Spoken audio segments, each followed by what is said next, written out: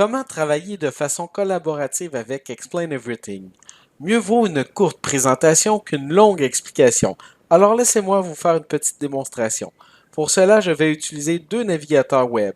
L'un d'eux sera connecté en tant que moi-même, François Gagnon, et l'autre sera connecté en tant que premier invité. Dans Explain Everything, lorsqu'on le rentre dans un projet, l'application nous demande de connecter un micro. Ainsi, vous pourriez discuter de vive voix en temps réel avec tous ceux qui se présenteront en même temps que vous. Sachez cependant qu'il est possible de travailler en temps réel, ce qu'on appelle synchrone, mais également de travailler en temps différé, ce qu'on appelle de façon asynchrone. Pour les besoins de la cause, j'ai décidé de rendre muet mon microphone parce que sinon, ça aurait été trop cacophonique étant donné que je vous fais la démonstration à partir du même appareil. Lorsque vous avez activé ou non votre microphone, remarquez qu'Explain Everything fournit automatiquement un code d'invitation en haut à droite. Faites-le parvenir à votre collègue de travail et demandez-lui de l'écrire dans la barre de recherche en haut d'Explain Everything et d'appuyer sur le bouton Entrée. À son tour, on lui demande si on veut activer le microphone ou non. Donc, encore une fois, je vais rendre mon microphone muet ici. Et on voit dans le haut les deux personnes qui sont connectées actuellement.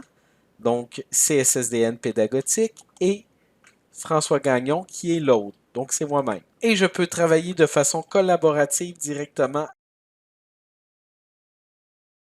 ce qui se répercute automatiquement du côté de l'invité. Prenez note que vous pouvez collaborer jusqu'à 25 personnes en même temps, mais il est préférable de s'en tenir à des petits groupes de 8 personnes environ pour une meilleure fluidité dans la plateforme. Il existe une deuxième méthode pour inviter quelqu'un dans votre travail Explain Everything. Cela consiste à copier le code d'invitation et à l'envoyer par courriel à la personne que vous désirez.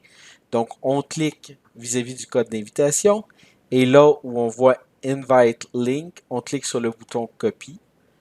On ouvre ses courriels, nouveau message, on l'adresse à quelqu'un.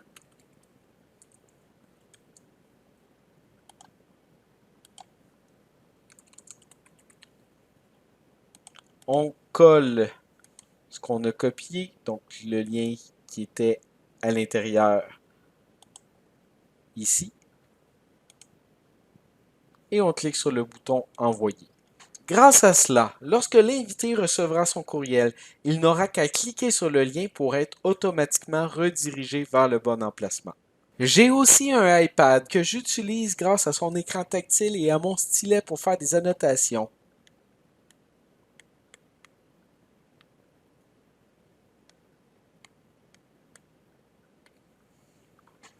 C'est tellement plus agréable d'annoter directement sur un écran avec un stylet, vous ne trouvez pas?